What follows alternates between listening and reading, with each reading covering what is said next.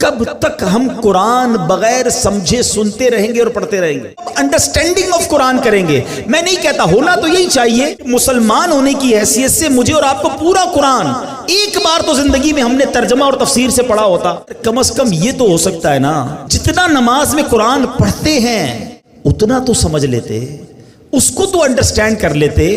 قرآن کی چند مشہور صورتوں کا معنی تو پتا ہوتا. مگر خشوع و خضوع کا تو عالم یہ ہے کہ نماز میں دھیان ہی کہیں اور ہوتا. لوگ کہتے بھی ہمارا دھیان کہیں اور ہوتا. وہ مشہور چٹکلا ہے نا کہ ایک صاحب آئے، عشاء کی جماعت چلی گئی، رونے لگ گئے. تو نمازیوں نے کہا یار نہیں رو بھائی، اتنی نماز سے محبت، اتنی جماعت سے محبت کہ جماعت چلی گئی اب رو رہے. کہتے یار بات یہ نہیں ہے، مسئلہ یہ کہ روز دکان بند کر کے عشاء کی جماعت میں آتا تھا، امام صاحب 4 رکعت پڑھاتے تھے، میں پورا حساب ملا لیتا تھا. اب جماعت تو چلی گئی، اب حساب کب ملاؤں گا اور نماز کب پڑھوں گا؟ ایکچولی نماز کیا ہے؟ اللہ کی بارگاہ میں حاضری ہے. آپ کسی بہت بڑی شخصیت کے پاس، بڑے سیٹھ کے پاس، جس کے پاس آپ کی فائل رکی ہوئی ہو، اس افسر کے پاس جائیں. دھیان کدھر ہوتا ہے؟ بالکل اس کی طرف فوکس، ہاتھ بندھے ہوئے، سر میرا چھوٹا سا کام، پلیز سائن کر. اتنی اس سے لجاجت، اس کی طرف فوکس.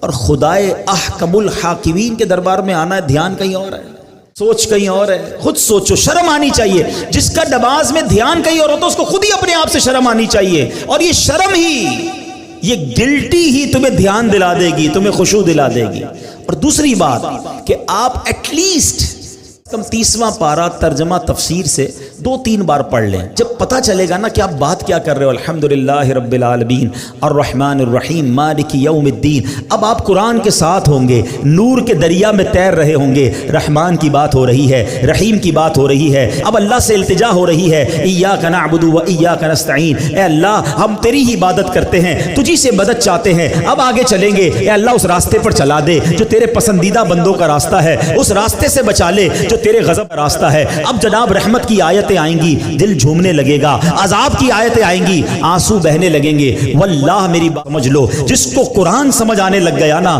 کبھی کبھی جب اچھا قاری تلاوت کرتا ہے، امام صاحب تلاوت کرتے ہیں نا، جن کو قرآن سمجھ آ رہا ہوتا ہے نا، وہ کہتے ہیں امام صاحب رکوع میں نہ جائیں، اور تلاوت کریں، اللہ کی اور باتیں سنائیں، ہمیں اور قرآن کی باتیں سنائیں. کیونکہ قرآن کے ساتھ وہ اٹیچ ہو جاتے ہیں.